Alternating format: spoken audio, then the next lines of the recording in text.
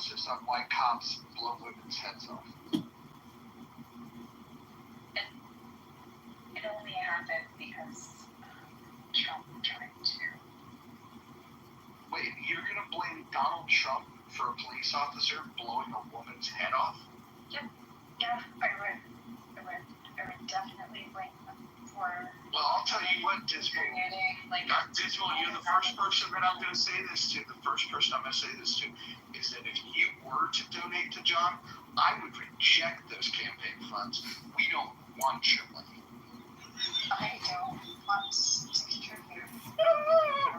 We don't want your funds. You don't believe in protecting women. You're not at risk. Shameful, Dismal. Shameful.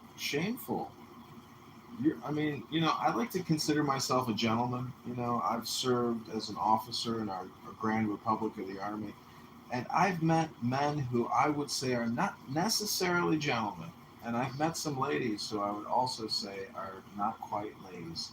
But Dismal, I asked you earlier how you find peace, and you said you picked strawberries. Well, Marshall, I'm just wondering if maybe you could help arbitrate. Was Ashley Babbitt murdered? Was she murdered? She was killed. I don't know if she was murdered. You didn't see the video of her getting her head blown off? I did, but murder is something that you plan. It didn't look like murder to you? He's talking about Ben's for you. Yeah, that's kind of what I'm talking about. You mean a patriotic American who felt that she was being cheated and went there for some political redress, who went through a window getting crushed by a crowd, and she got her head blown off by a cop who's got anxiety? You didn't think that was murder? No, again, murder requires in the world legal intent, right? That's why it won't be appropriately described as a gun. So do you think when he shot her, he was intending to help her? That he is raising point of mens rea, which wasn't something that could have been constituted based on the situation that would have happened. So I think more positive outcomes would have happened if you wouldn't have shot her in the face. Obviously. Oh, okay, good. I'm glad we can at least agree on that. I was just wondering how you define murder, but now that we know how you define murder, it makes sense to me that, Marshall, Mojo is going to use his Marriott Bon Voyage points and put himself up in a fantastic hotels in Central Illinois, probably Rockford, Peoria. We're wondering if you'd like to fly out to Illinois, paid for by the campaign, to help train door knockers and campaign volunteers for the campaign to elect John Kitover. Yeah, dude, if it's paid for, I'll go. Sure. Don't do it. Don't do it. Don't be so dismal. We need Marshall's campaign experience. He's got a wealth of knowledge and experience to share with I'm people. going to be dismal. Sorry. Dismal, what I'm saying is young volunteers for this campaign who are unsure of their government and the $37 trillion in debt, when they meet Marshall in that training room, they're going to feel that they are talking to a man who has 20 years of experience talking to thousands of voters and activating large audiences. Maybe you should run in his own district that I don't agree with, what you're proposing, and I hope he doesn't join you. That's okay, Dismal. Like he just said, if it's all paid for, he's willing to go. He's never been to Chicago before. Mojo is in Washington State, so he isn't. Yeah, but Dismal, I live next to O'Hare Airport. I can pick up all campaign volunteers, and Mojo and this campaign fund that we're generating here now has over $1,000 in it. That can buy a lot of experience for this campaign and a lot of forward momentum and activity. So Dismal, your dismal outlook is not appreciated, and thank you very little. But I would still love for you to give $10 to this campaign right now. Thank you very little. Interesting quote. You're not even proper English. Okay. Obviously, you don't know the movie Fletch with Chevy Chase, but that's okay. I don't think you know a lot. And I don't think you've ever been in the Situation Room and consulted presidents. But I don't know. It's just my opinion, Dismal. I need more begonias.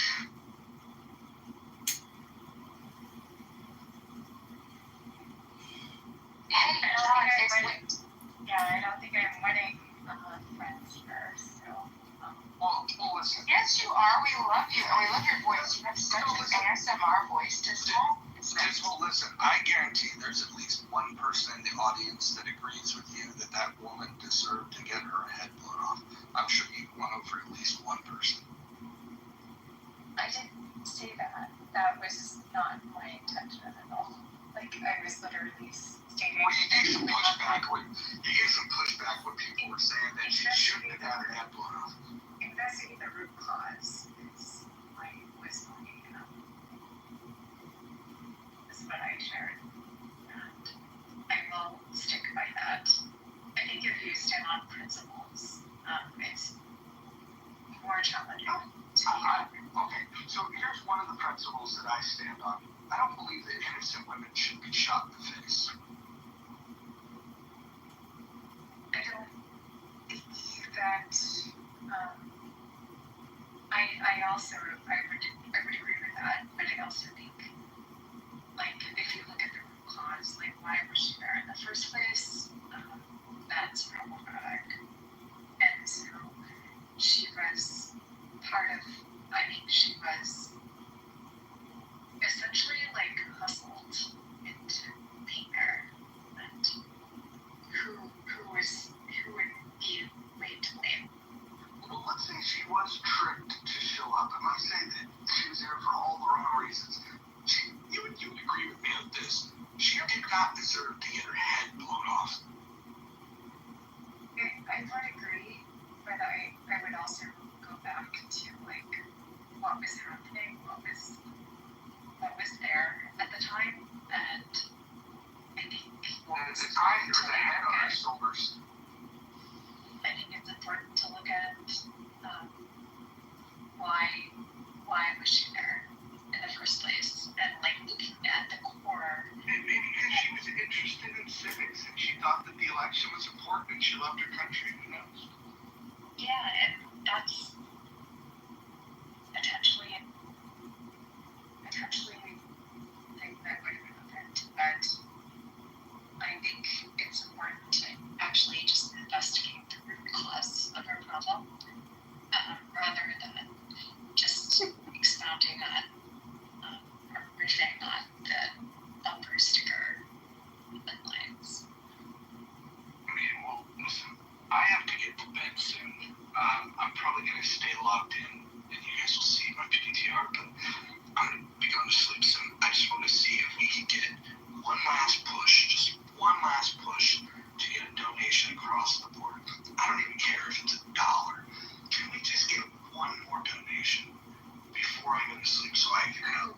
I would caution people, like, donate to Doctors Without Borders, Well, that's fine. not to government. Well, how about this? How about tomorrow? Well, we can't do it tomorrow. How about on Friday? You come in the room. We'll put a title, Doctors Without Borders, and you can make a pitch to why people should donate to Doctors Without Borders. But tonight, in the next couple of minutes, can we just ask the people that are in this room on the stage that are in the audience to me? We can't do this. No, Why not? just don't. Like, I don't even think you would necessarily agree with his antics. We can't. Okay, so you're referring to. To be discussed at a future point, right? If you're going to that. You've got my attention now. You said something interesting. What antic would I not support? He is recording people or something, which is, like, literally violating the terms and conditions, not only this application, but also YouTube. Did you know that the community leader of Clubhouse was in this room earlier, and he followed me? I followed him back, and we were talking about live streaming rooms to YouTube. And after learning about this, he decided to follow me. Do you mean share our media? Yeah. Tweaker He and I broke up for a little while after I had, my temper tantrum and went to chatter, but it looks like he and I are friends again. He's followed me even though I, like, literally, like, made up a new account, and I don't think that means anything, actually. Well, no, but he Not impressed by that. But he heard very very clearly, and he's the community leader here in Clubhouse, that these rooms are being streamed. In fact, I would argue that the founders of this app have decided that they want people to share these rooms. It's because it might attract more people to the app. What do you think of that theory?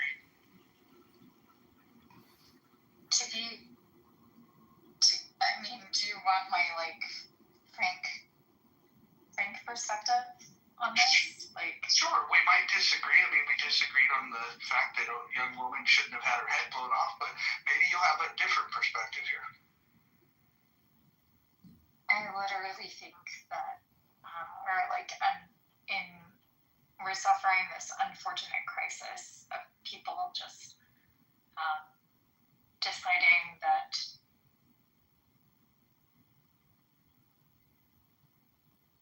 individuals,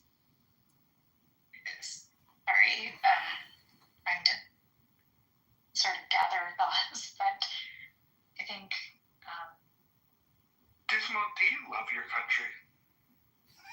I do, and I think I love it more than I think I loved what it had been, and I'm seeing it now broken, and that's unfortunate from my perspective.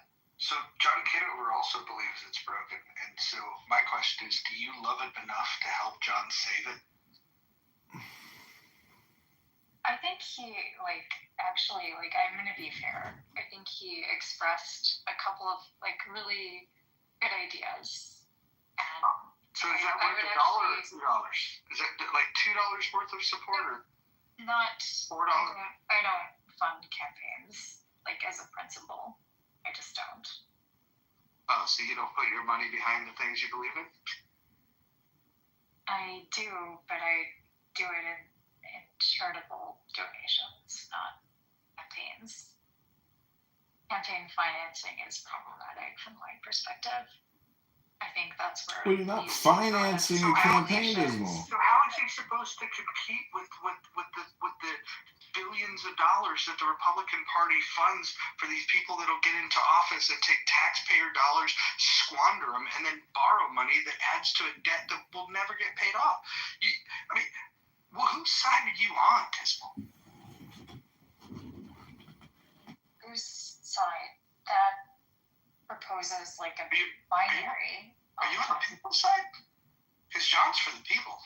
But I think that proposes a binary option, and I think if you're holistic and you look at and investigate the root cause of some of the turmoil that we face, you would find yourself more in a centrist position, and that's where I am.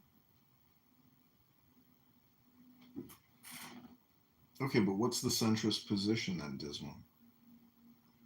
To not give money to things they believe in? And not give money to political campaigns that are just going to waste the money for your advertisements, and those are shitty. Why would you want to donate that when you can donate to Doctors Without Borders and somebody can actually get medical treatment? That would be a awesome donation. See, I just want to let you know, Dismal, that I'm creating a YouTube short right now, and I will run this conversation as an advertisement in the district, and I want to thank you personally for being a part of the campaign to elect John Kitover. Even if you can't give $1 or $10 or $1,000, your voice, your personality, this conversation will be used in the campaign illicitly, according to Dismal, but I say explicitly, according to candidate campaign John Kitover for Congress in the 16th district. And I'm going to use this as an armor to actually attack you. Then I think it's reprehensible what you're doing. It's a pushback on the Doctors Without Borders, by the way. I put some of it in the chat, but I would never give them a fucking dime. They have absolutely the most, it's embarrassing how they claim to have neutrality, but they completely ignored anything to do with Israeli victims that were demonized. They ignored the victims. They erased the massive war crimes of Hamas. They were claiming that that a hospital was bombed when they had no evidence whatsoever. In fact, it went into a parking lot. They're It's just like a completely horrible organization, and there's so much They have evidence good accounting and by I Israel think you're creating this. I know exactly what I'm false talking binary. about. I read about them all the time, and I see these fake testimonies by people that they put out on social media. It's absolutely never ever recommend anyone to give that organization a dime. It's completely biased. There's no question. I mean, that's not even like a gray area. That's very clear. They're completely biased. Literally, the organization Literally itself horrible. isn't. No, and they do provide like good accounting. For Hamas. Tell me what they've done for Israeli hostages or Israeli victims. They specifically will ignore. You're speaking about one issue, and this is a help. global organization. Yeah, this global organization that claims impartiality absolutely ignored victims, completely demonized the country after they were brutally attacked. Horrible organization. Atrocious. Never would support them. Dismally despicable. Sorry, guys. It's a global organization. Yeah, I'm very aware what they are, but they're also completely politically biased, totally woke left bias, and in this situation, This is like ignoring here's the victims fundamental of brutality. like you're talking Completely about one ignoring, topic. refuse to help them.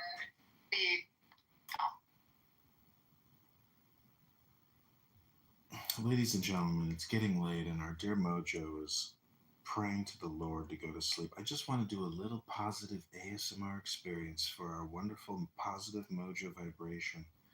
The Lord is my light and my salvation. Whom shall I fear? The Lord is the stronghold of my life.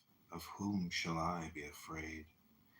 Be of good courage, fellow clubhouse brothers and sisters, and he shall strengthen your heart. All you who hope in the Lord. Know that wisdom is such to your soul. If you find it, there will be a future, and your hope will not be cut off. The fruit of the Spirit is love, joy, peace, patience, kindness, goodness, faithfulness, gentleness, and self-control. Against such things there is no law. Do not worry about tomorrow, for tomorrow will worry about itself. My grace is sufficient for you, for my strength is made perfect in weakness. Blessed are the poor in spirit, for theirs is the kingdom of heaven. Be happy, yes, leap for joy, for a great reward awaits you in heaven. Anything is possible if a person believes. Your faith has saved you. Go in peace. My Father's will is that everyone who looks to the Son and believes in him shall have eternal life. It is more blessed to give than to receive. Oh, that's the good one. That's going to be the campaign motto. Acts number 35. It is more blessed to give than to receive. So I updated my PTR to Winston Churchill, that great, wonderful warrior and courageous political leader who fought evil and darkness and sick science and insanity in Europe and Germany. Without that great man, this world would have been plunged into darkness. And I gotta say, without Donald John Trump and J.D. Vance, I think America would have also been plunged into chaotic clown world darkness.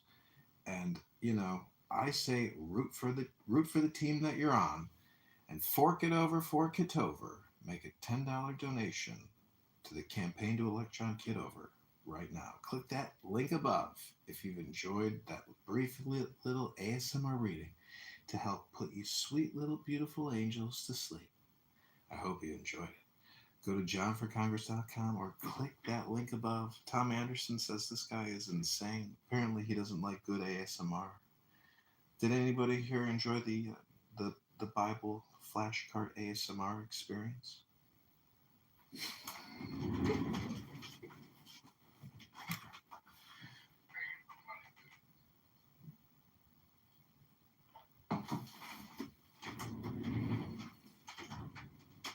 Sorry, what was that next?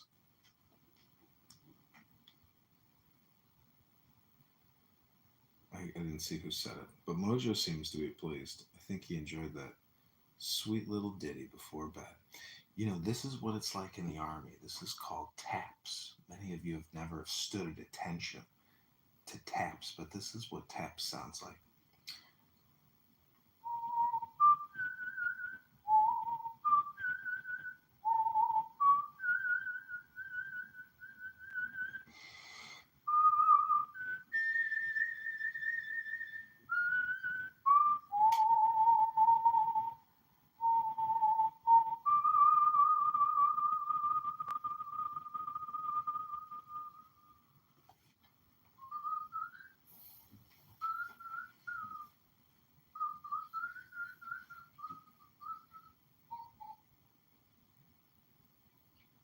But that is the memorial taps. You know, I think there's a letter penned to it from the Confederate War, but they do that in the military. I think it's in all branches, but that's the way to say, time to go to bed.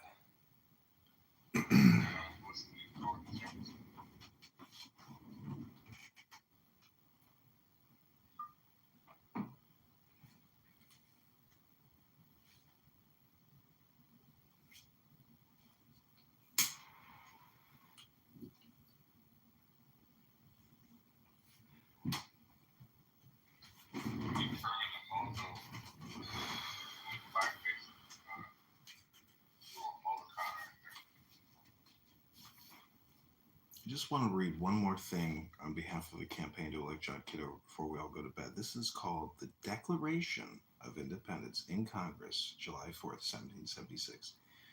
When in the course of human events it becomes necessary for one people to dissolve the political bands which have connected them with another, and to assume among the powers of the earth the separate and equal station to which the laws of nature and of nature's God entitle them. A decent respect to the opinions of mankind requires that they should declare the causes which impel them to the separation, and the decision to vote to the campaign to elect John Kitover in the positive mojo vibration and much appreciated donations room. Your help and support for this ASMR Declaration of Independence experience is much appreciated. Click that link above right now and give $10 or $100 or $1,000 if you're enjoying this historical ASMR experience. All right, I'm down for this $1,000, but what are you gonna do with the money? We hold these truths to be self-evident next, that all men are created equal, that they are endowed by their Creator with certain unalienable rights, that among these are life, liberty, and the pursuit of happiness, that to secure these rights, governments are instituted among men, deriving their just powers from the consent of the governed, that whenever any form of government becomes destructive of these ends, it is the right of the people to alter or abolish it, and to institute new government, laying its foundation on such principles and organizing its powers in such form as to them shall seem most likely to affect their safety and happiness.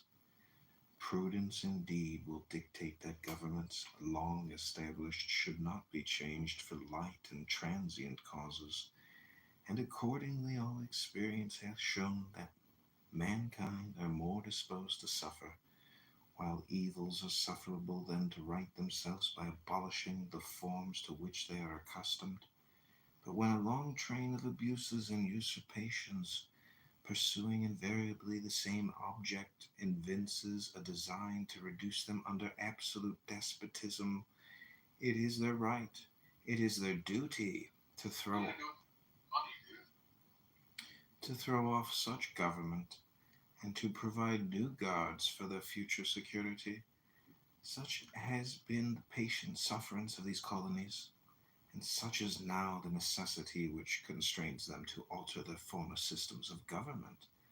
The history of the present King of Great Britain is a history of repeated injuries and usurpations, all having in direct object the establishment of an absolute tyranny over these states. To prove this, let facts be submitted to a candid clubhouse world. He has refused his assent to laws, the most wholesome and necessary for the public good. He has forbidden his governors to pass laws of immediate and pressing importance, unless suspended in their operation till his assent should be obtained. And when so suspended, he has utterly neglected to attend to them. He has refused to pass other laws for the accommodation of large districts of people, unless those people would relinquish the right of representation in the legislature, a right inestimable to them, and formidable to tyrants only. He has called together legislative bodies at places unusual, uncomfortable, and distant from the depository of their public records, for the sole purpose of fatiguing them into compliance with his measures. He has dissolved representative houses repeatedly for opposing with manly firmness his invasions on the rights of the people. He has refused for a long time, after such dissolutions, to cause others to be elected, whereby the legislative powers incapable of annihilation have, have returned to the people at large for their exercise, the state remaining in the meantime exposed to all the dangers of invasion from without and convulsions within. He has endeavored to prevent the population of these states, for that purpose obstructing the laws for naturalization of foreigners, refusing to pass others to encourage their migrations hither, and raising the conditions of new appropriations of lands. He has obstructed the administration of justice by refusing his assent to laws for establishing judiciary powers. He has made judges dependent on his will alone for the tenure of their offices and the amount and payment of their salaries. He has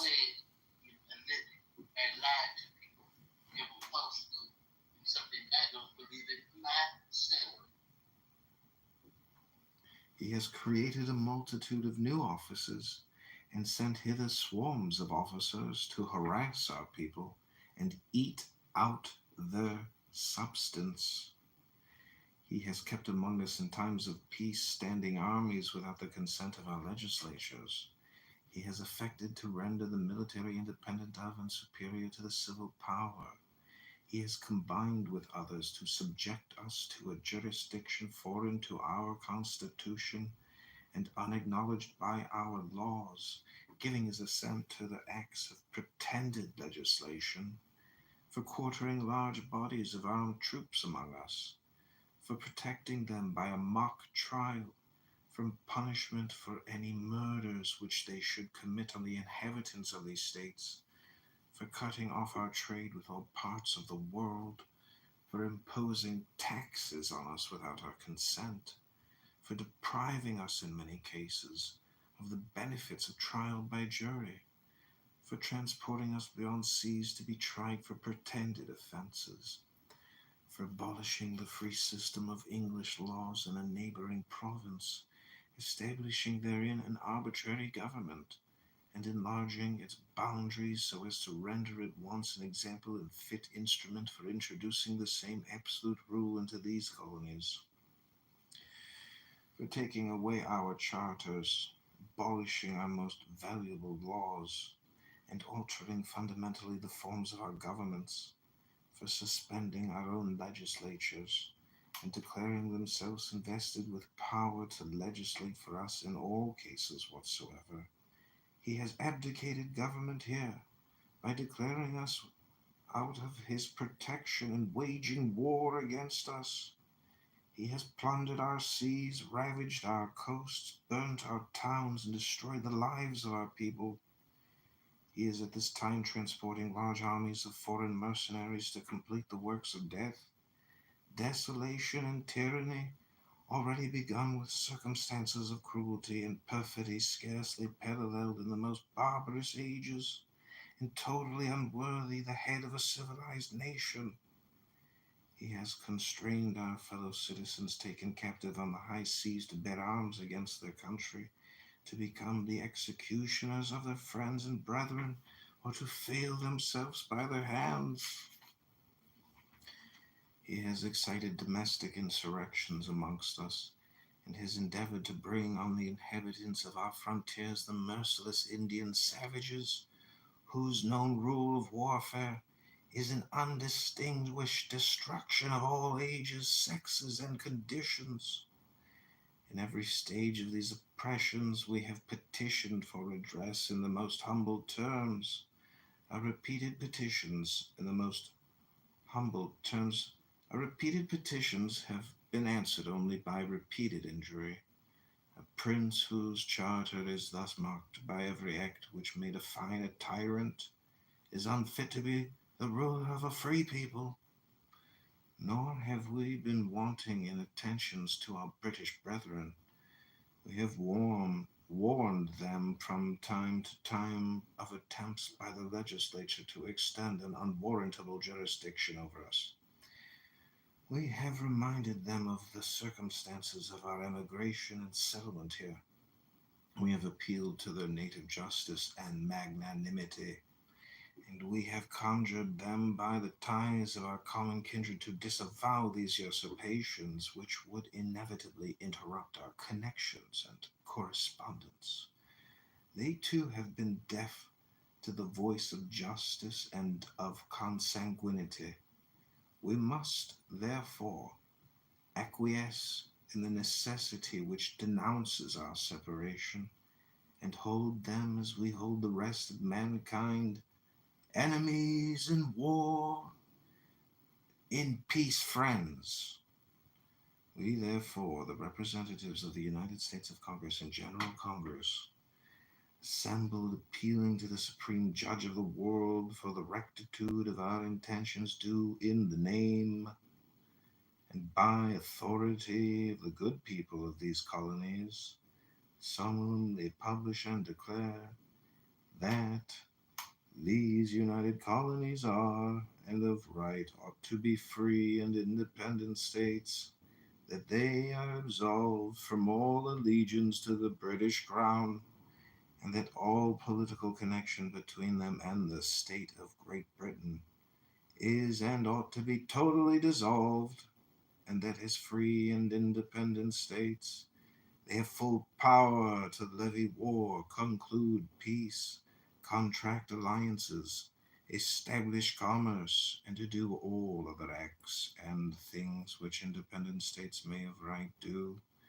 And for the support of this declaration, with a firm reliance on the protection of divine providence, we mutually pledge to each other our lives, our fortunes, and our sacred honor.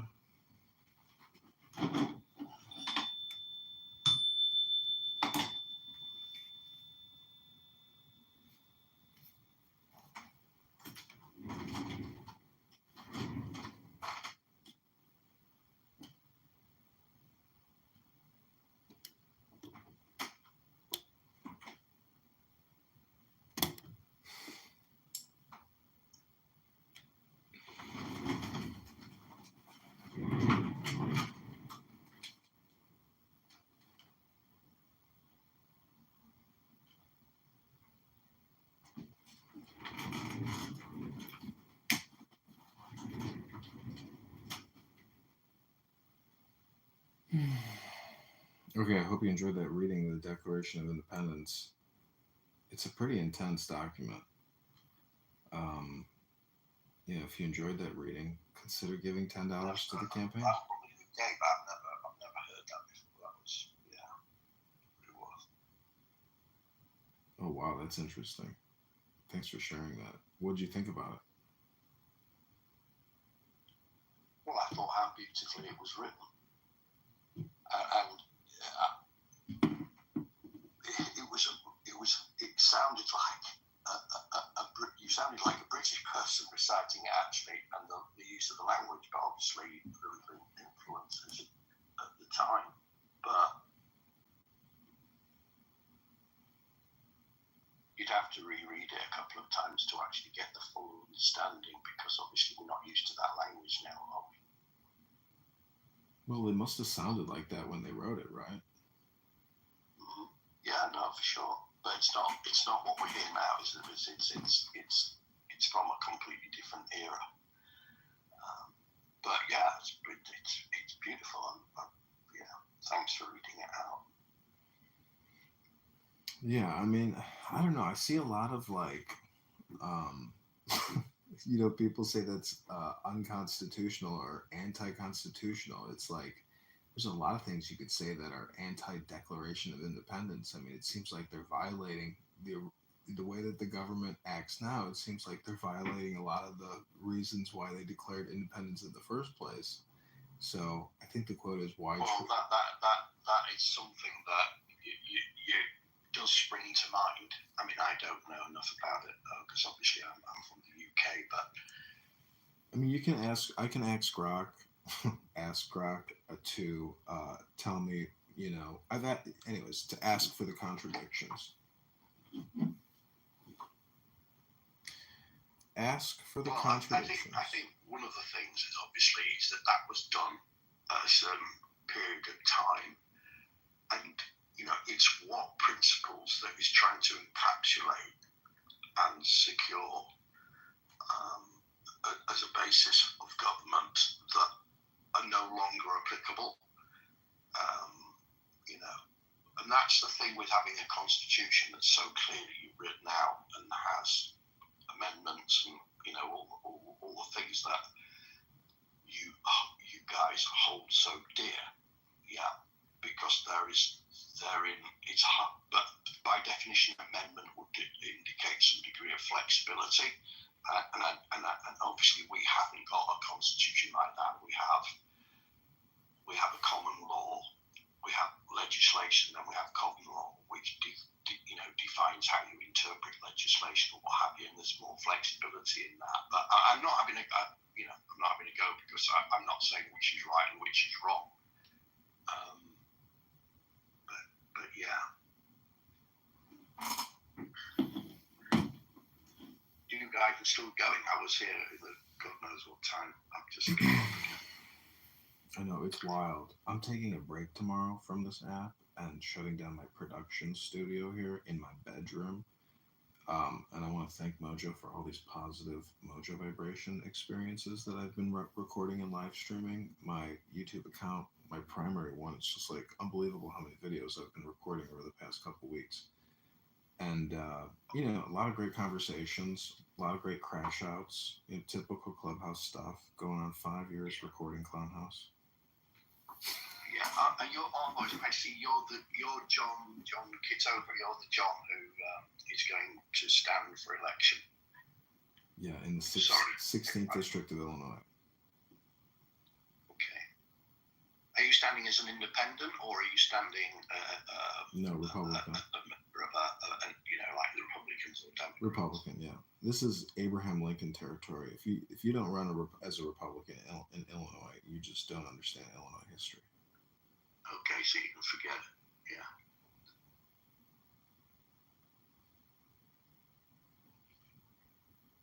Forgive my ignorance. Are you standing for like the House of Representatives or the Senate or? Yeah, representatives, congressman, federal congressman, 16th district.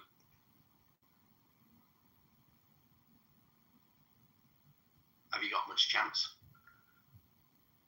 I remember now because just before I left earlier on, you're standing against obviously a Republican candidate who's being elected by the party, and you're. How does that work then?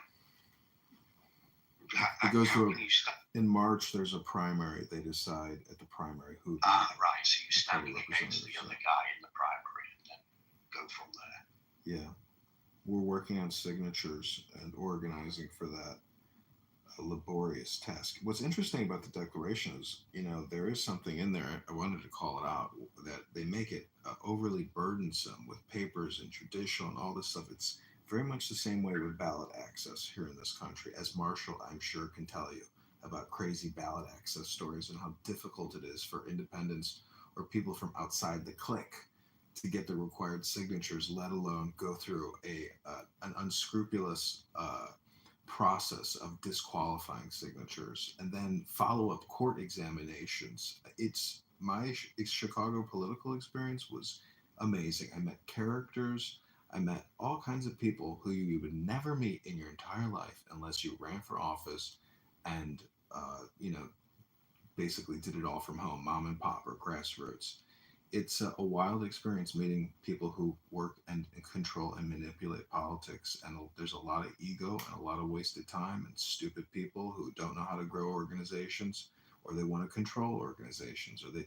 That's the one thing that amazes me about life is I think, oh man, I want to maximize the growth of this business or organization, but not a lot of people think that way. No.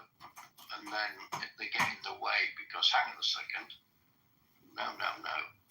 It doesn't work like that. It works this way for us, and we don't want to change. It's a change also, isn't it? But we have the same in the UK. If I wanted to stand for a party, I'd have to go in front of the local committee for that party, and they've probably been in that position as committee members for God knows how many years, and I come along and I want to make change. Oh no, that's not easy. Not at all. Okay, so I want to propose that we do a hard out. I'm going to hard out of here in 17 minutes. Thank you all for any remaining conversation. We're at 16 minutes till I leave the campaign and the positive mojo vibrations, but everybody else here is, you can chill and stay. I think Mojo said he's going to sleep. But, it's been a lot of fun here in Clown House today. I feel like it was another rock out, baseball game day, and maximize the day of campaigning here on Clown House and across multiple media platforms.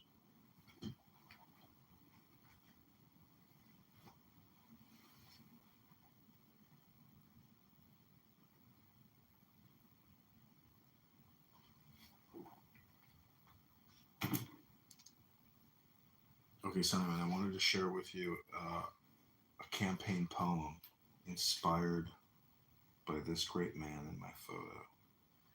Okay, please. This is called Vote John Kitover and click the link above. There are 7 keys to the great gate, being 8 and 1 and 1 and 8. First let the body of thee be still, bound by the cerements of will, corpse rigid, thus thou mayst abort the fidget babes that tease the thought. Next, let the breath rhythm be low, easy, regular, and slow, so that thy being be in tune with the great sea's pacific swoon. Third, let thy life be pure and calm, swayed softly as a windless palm. Fourth, let the will to live be bound to the one love of the profound. Fifth, let the thought divinely free from sense observe its entity. Watch every thought that springs, enhance hour after hour thy vigilance. Intense and keen, turned inward, miss no atom of analysis. Sixth, on one thought securely pinned, still every whisper of the wind. So like a flame, straight and unstirred, burn up thy being in one word. Next, still that ecstasy prolong, thy meditation steep and strong, slaying even God, should he distract thy attention from the chosen act. Last, all these things in one overpowered, time that the midnight blossom flowered. The oneness is, yet even in this, My son, thou shalt not do amiss. If thou restrain the expression, shoot thy glance to rapture's darkling root, discarding name, form, sight, and stress, even of this high consciousness, pierce to the heart. I leave thee here. Thou art the master I revere. Thy radiance that rolls afar, O brothers of the clubhouse star.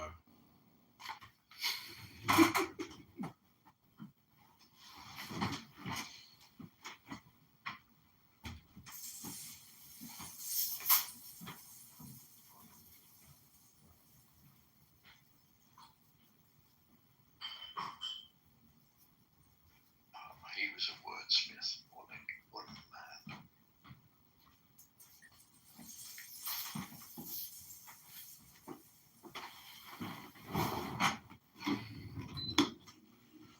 Sorry, would you say, Simon? What a man. What a linguist. What a wordsmith.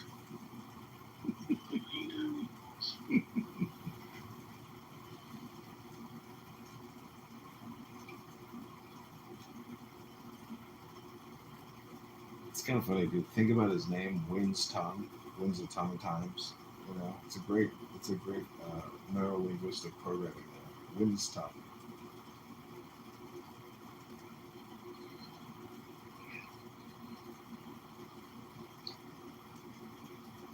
What made you read that out? I don't know. It's just a poem I like.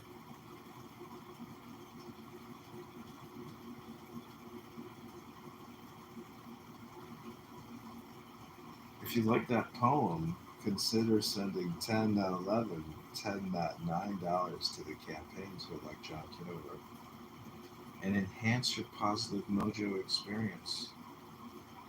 And thanks for listening. It's been a long day here on Conhouse. Look at how many comments there are in this room. Don't you? I mean, Simon, look at that. 1.8 thousand people have left comments in this room. Like, you know, it's a shame that it's not on replay. It would be great if it was on replay. Because it's a lot of content here that just burns up in the clubhouse ether. How do you see how many comments have you made? I can't go to the group chat. Not that it really matters, but It's in the lower left-hand corner. If you can't see it, then I guess you can't see it. yeah, I don't think I can see it because I've got an old phone. So that's why I couldn't vote. Because you can update my app because my phone's too old.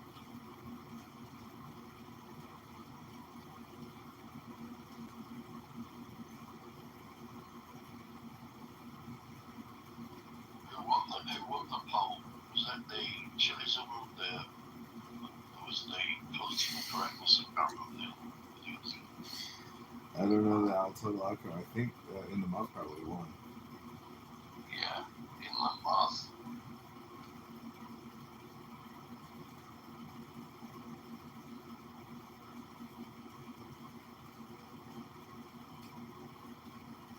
Anyway, good luck, my friend. I hope you. Yeah. How much have you raised so far? Like $550 now, and I'm gonna match that 550, so we're at about 1,100.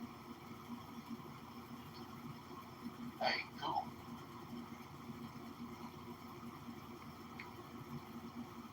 Yeah, I think it's pretty good for momentum. You know, I was trying to get into this X space today where there are people who are involved in local politics and do have connections, and people do look at their accounts, but they would not bring me up on their stage today.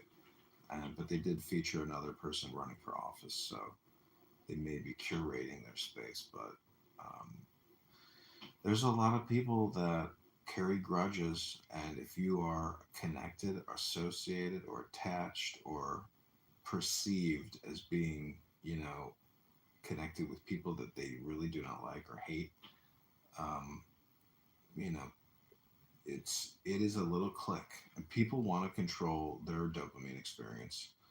So this is kind of an artistic campaign, and hopefully we can have some social media virality and large impressions on some content. Um, I'm not I'm not. I like to be controversial, but I also do not want. I don't know. I mean, I think talking about $37 trillion is controversial enough. I don't know how much more controversial you need to get than just talk about the national debt. So, but it's gonna be fun, and it's August now, so I've got a couple more months to get all these signatures. Well, you've got a hot topic in which you're standing on, because it is like, we're all the West countries are in ridiculous debt, but I don't actually know how much ours is, but it might not be quite, it won't be as much as yours, but relative to our size as a nation and our GDP, yeah, we're all in the shit, really. But my politics is I'm green, but I'm the Green Party not because so much of the environmental, but it's the only party in the UK that believes in taxing wealth and not labour. So I'm for, and I've got my own business, and I'm relatively successful and financially in a good place, but I think we need to tax the wealth because we're now. They also don't know what a woman is. Oh, I do. I've had a few. Well, apparently the Green Party doesn't, so go figure. Oh, well, you've got idiots in every party, to be honest. So I don't, Well, they had a shit show in Scotland, so I mean, definitely not a party I would subscribe to. Yeah, well, as I said, there are no parties got like the monopoly on good policies and the right thinking. So you have to sort through all the shit and idiocy that every party shows and has, and work through what you think is the most important thing for the world and for our country to go forward. For me, bearing in mind I built my wealth on capitalism, I think it's fundamentally flawed and rigged. And I think that the difference between the rich and the poor is as big as it's ever been, and it's not sustainable. I agree with you, but redistribution is a different matter. It's got nothing to do with all the bullshit of gender identity that the Green Party is pushing forward in its agenda. So, I mean, I agree, and that's why I think all parties shoot themselves in the foot, because too uptight. So that gender identity. I mean, I'm telling you, I'm really concerned about UK. I mean, I'm not British. I'm Italian, but I lived in UK for a long time, and I was married to a British person, and two of my children are living in the UK. And I'm seriously concerned about UK at the moment. It seems like it's going down the drain, and it's a shame. It really is a shame. British politics is. I thought Italian politics was bad until I saw what's going on in the UK at the moment. What about it, do you think? Because I'm not so pessimistic. Because we have. For a start, okay, the government, Keir Starmer seems not to know how to govern the country. I mean, his politics are erratic, to say the least, and contradictory. You have now I personally, I've always been a left-leaning person, but right just now, I mean, the Labour Party definitely wouldn't represent me, and Jeremy Corbyn's new party is a joke. Come on, let's face it, is a joke. And the only thing that it's going to do is stealing votes from the areas in the UK where you have a high concentration of minorities and steering votes from the Labour, so allowing probably Conservative or Reform Party to win. And I think that it's like shooting your foot, basically. Yeah, well, I at this stage, I don't take Jeremy Corbyn into. I think he's a fabulous parliamentarian. So he obviously was excluded from the Labour Party, but still won his seat in Islington, and that's because he has a lot of people who believe in him as their member of parliament, not about what party represents. So obviously he's gone on now to create a party, but I don't take that seriously. And Labour, as we knew it back in before Blair, yeah, because the fact that Margaret Thatcher, yeah, was so successful, yeah, whatever you think of her, she was, that dragged all the bad things that I can think of, somebody that ruined the planet, basically. Yeah, go on.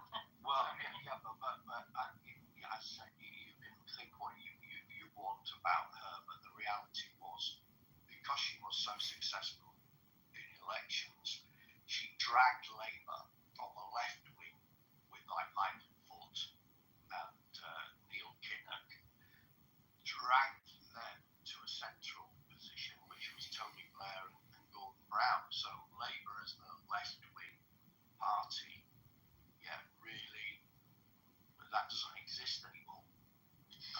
Yeah, I mean, I remember, I'm an old lady, I remember that time, and I remember that the world changed during that time. It was the fall of the Berlin Wall and the end of the Cold War, so that the entire planet shifted position. I mean, all the left parties, including the left in my country, that was heavily financed by Russia, they just had to change, either change or disappear. They changed and they became more Blairite, if you want to call it, but they forgot to be, the party that was representing in certain categories of people. They focused on all the left throughout the world, even in the United States. They focused on things that didn't concern normal workers. They started to concentrate on civil rights, which of course we're all for civil rights. We're all anti-homophobic, we're all anti-racist, and so on and so forth. But who's going to take care of the people that are actually working at minimum wage and cannot sustain a lifestyle in any of the big major cities in the world? I mean, nobody is caring about them. And this is my personal fight, at least in Italy. My party has done exactly the same that the Labour Party has done. My party, I'm saying the party that I used to vote. And I don't think I will vote them anymore, by the way. I mean, there are people who are actually employed and they work for €8 an hour, and they have a contract, but they can be fired at any time, which I understand in this kind of zero-hour contracts if you're not working. Exactly. So, I mean, how can you expect these people to be not disfranchised from any political party if nobody is trying to sort their financial situation? People are in debt. People are getting poorer and poorer. So, I mean, it's obvious that people are not interested in politics if they're not, if nobody is willing to take on, this task to promote a more equal, a more better distributed society. I mean, no, everything you say, I absolutely 100% agree with. Yeah, and I could sit back and what do I care?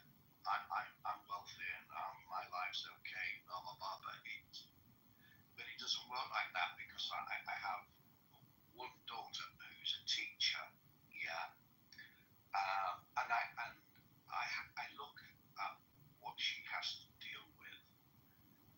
And when I say that, is that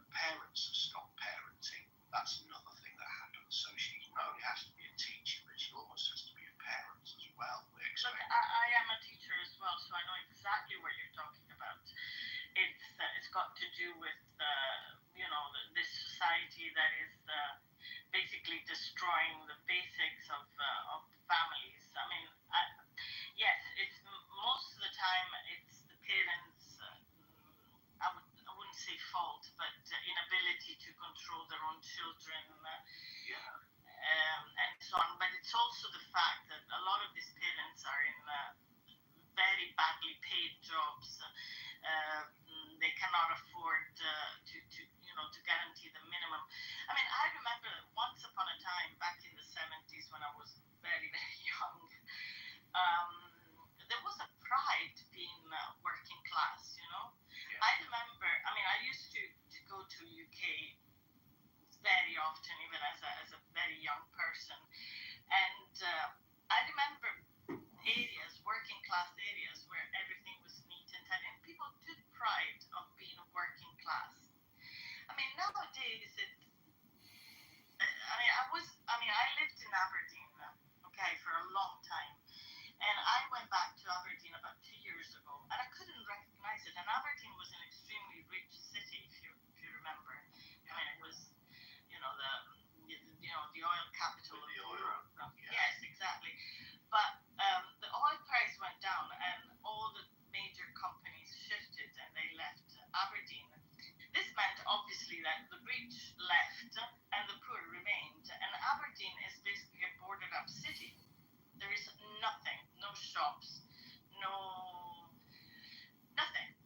It was so sad, and I saw a lot of youngsters delinquencies. I mean, I was at the train station because I was going back to Edinburgh, and a bunch of young people with nothing to do, fighting. I mean, it was just like living in a nightmare.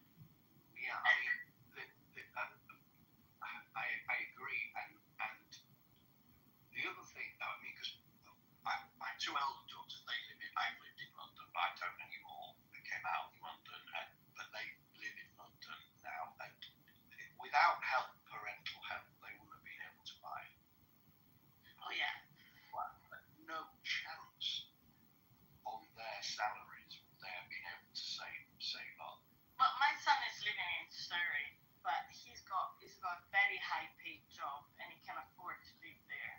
But in normal circumstances, it would be impossible. I mean, where he lives in Surrey, I mean, houses go for a minimum of £1 million or something.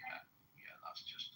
I mean, but in London, you're talking. If you're going to get a 2-bedroom flat in London, wherever it is, you're talking 300 to 500,000 for a flat. Yeah. And if you rent, it's even worse because landlords don't give a fuck. Sorry, pardon my. No, you're wrong. Don't give a shit about the properties. You can't get a mortgage with your salary, but you're having to pay rent that's more than the mortgage if you'd have been able to get one, which is just a joke. Yeah. So there's loads of. I don't actually. I do go. It can't continue like this, but because what happens is when the middle class sell their properties to fund their retirement, which is also now what's happening. Yeah. Yeah. They downsize, sell your house in London, move out of London, and you've got some money that you can live off because we haven't got a big enough pension. Yeah, that's the scenario now. That's another issue. Yes, I know. I'm perfectly. Yeah, so all these, it's just, and those properties get gobbled up by when I say the rich, I'm well aware of the fact. I'm not going to be a hypocrite, but they buy it. The economics of it is they buy up the properties and they turn into landlords charging extortionate rent. So the concept of middle class and working class just is now, it's not the same. It just isn't. No, I know. Economics of it. I mean, you get segregated in areas. I mean, if you cannot afford a decent accommodation in the UK, you're segregated in areas with high violence, drug smuggling, and so on and so forth. You don't want to raise a family there, you know. But the funny thing is, you could, and this is another thing about the UK, the imbalance between north and south. So I'm from Leeds, which is in the north. That was my home. I could tell from your accent. Can you? So and so I went down like everybody does after university, graduating, to London to get your job as a lawyer. That was my qualification training. But that in itself pushes the price up. And I just can't see how it works. Whereas if where I now live, which is a place called being distributed outside Derbyshire, you have a chance. So some lawyer, I can't see how it will continue as it is.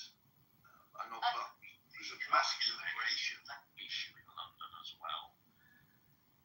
Yes, and this is another thing that I blame the left for. I mean, I do understand that people want to emigrate. I consider myself an immigrant, you know, but I came to UK as a married person, but I was an immigrant.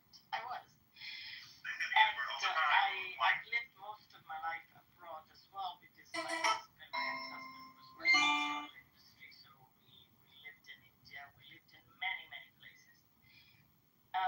And not wanting to consider illegal immigration as a problem is stupid, to say the least. You know, it's irresponsible. I mean, immigration is a factor and needs to be considered. How do we want immigration to be tackled by the politicians? I mean, is it a problem or we want to sweep it under the carpet? I just wanted to finish this. If we want to consider it as a non-problem and sweeping it under the carpet, you will see the rise of far-right movements that will listen to the concerns of people. Which is obviously what we're seeing happening with reform. Yeah. Yes. I think part of the issue is, we have a set of laws about dealing with illegal immigrants. Go through a process because we think that's fair. Give them a chance. They maybe have a justifiable right to come here for whatever reason or not. But we have to find out. We have to go through a process. The problem is the volume and the numbers means that the legal process can't keep up. It just can't. I know, it's staggering. I know, it's the same that is happening across here. So we're then in the problem is, we've got all these people coming, but we're trying to do the right thing by going through a process. Because also a load of boat people come over from France. I think that's part of the issue. I mean, we've got this one in and one out. I'm not quite sure what that means now in agreement with France, but they arrive on the beach, in the south of England. Well, what do? You can't go, sorry, turn round and go back. You can't do, you've got to do something with them. I understand, and this is... just overwhelming. Something needs to be done. But nobody actually has come out with a practical solution. I want something practical that can, work. That's why I wasn't particularly against sending them to Rwanda. And on the face of it, I was just going to agree with you because Italy is under the fire at the moment because the government that we have at the moment, Giorgia Meloni, who is not a person I would have voted for, and I don't think I can vote for somebody like her, but I have to agree with the fact that she tried to tackle the problem by creating these centers with an agreement with Albania to get at least the process of finding out whether these people have legal rights to come to Italy or not. A lot of them don't, because most of them are coming from Bangladesh, Pakistan,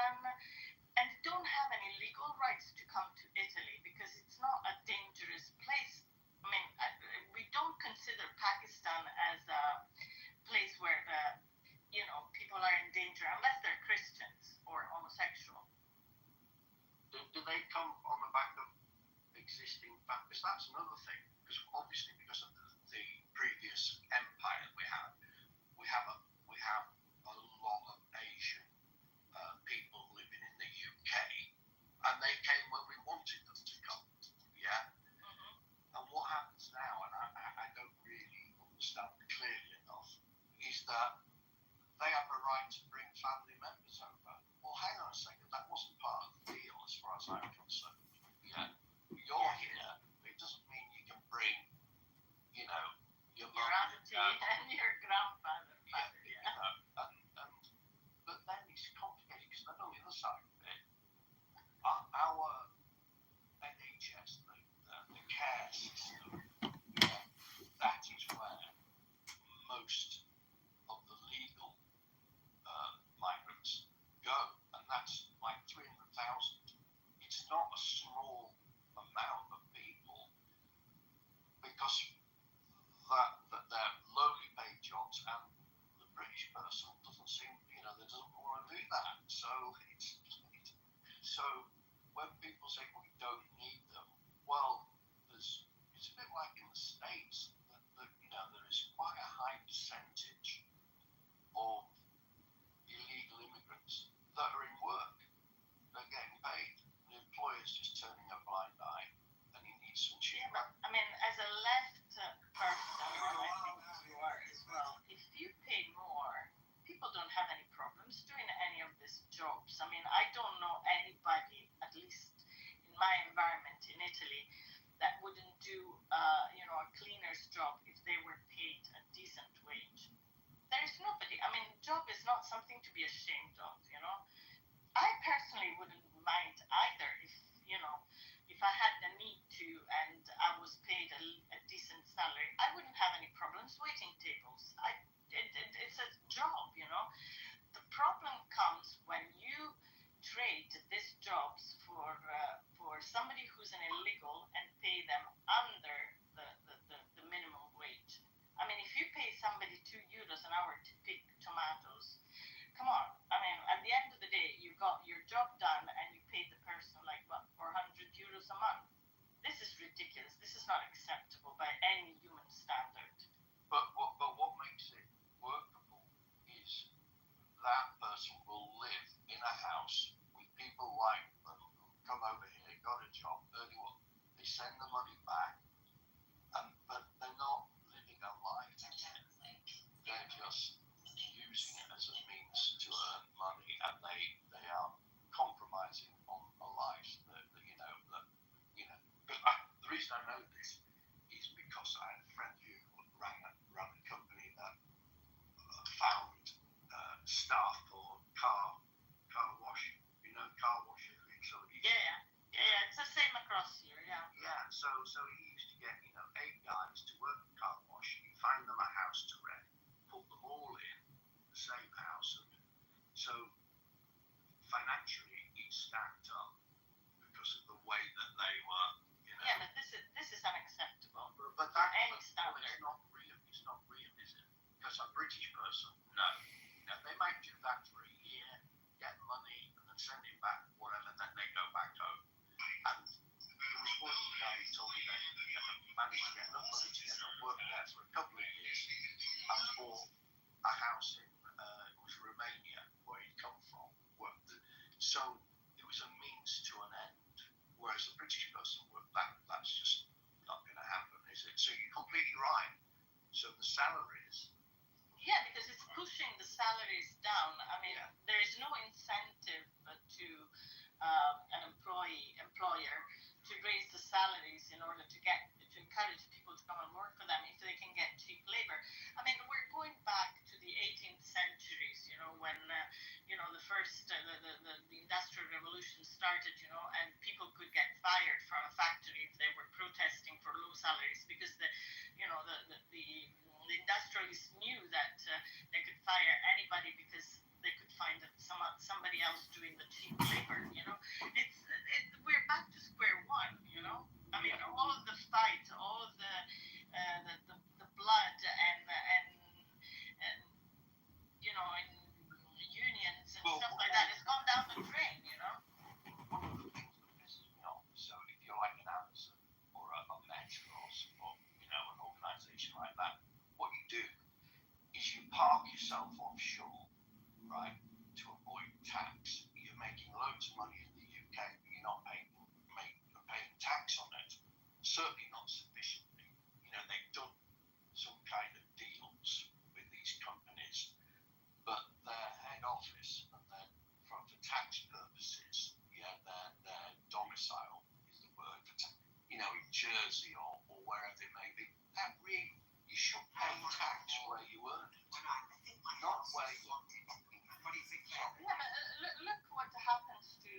Italian car company Fiat, they closed basically everything in Italy.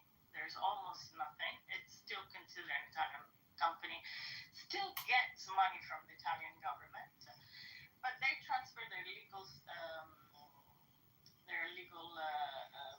what is it called? Yeah, the entity. The entity in Holland.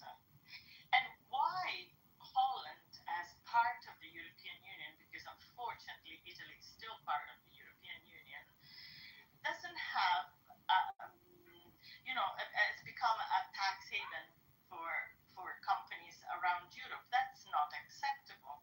I mean, if we are a unity, so-called, we should have more or less the same taxation. And the same happens with Ireland. Ireland is another tax haven.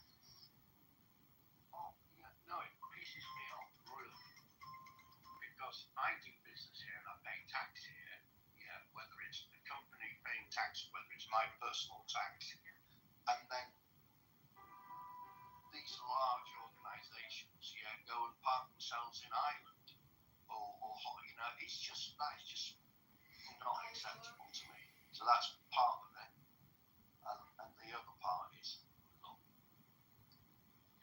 the wealthier too, and then, because the argument is, you don't disincentivize the entrepreneur because he's the person who creates the jobs and the wealth of the nation. So don't disincentivize him by taxing him too much. Well, there's too much and there is not enough. And where is that point? Yeah, because to disincentivize, I build a business because I'm motivated by that idea, and I know that if I do well, I'll earn more and have more freedom than if I was and I've been in a paid job as a director, and no, I wanted to do so, but I never put it down to an amount of money that I needed to earn in order to be motivated. So I think that's, well, for me, that's not true, and that's bullshit. But that is. I completely agree with you. I think exactly like you. I mean, I think that private enterprise should be encouraged, and the more we see in the Western world, the better we will be all. The better off we will all be. But again, it's a problem of distribution, and this huge mega company that have no incentive on, having people on regular salaries. They're obviously encouraged to take any loophole they can to avoid paying taxes. I mean, Amazon, as you took as an example, they don't pay taxes, I think, in Italy, or at least they pay minimum amount of taxes across here. But the workers for Amazon are paid less than any normal worker because first of all, they're encouraged to be self-employed, which is bullshit. I mean, there are people working on a regular job. They should be paid by the company. No, they're supposed to have their own companies, paying their own taxes, and Amazon pays peanuts. I mean, what is going on here, Well, my opinion is that doesn't work long term. It's not sustainable. I mean, I'm not a dramatic person, but if you think about it, the situations like this that I read, I think this may have been a dramatic overstatement, but it was like, we haven't seen situations like this. The difference between the rich and the poor is sort of like it was in the French Revolution back in, that is, because it was at the 1700s, I don't know. And so it becomes potentially a revolutionary. Well, I can tell you something even more enlightening. I like to read about economy. I'm not an economist, but I studied economy. Situations like that arose in the 20s during the golden age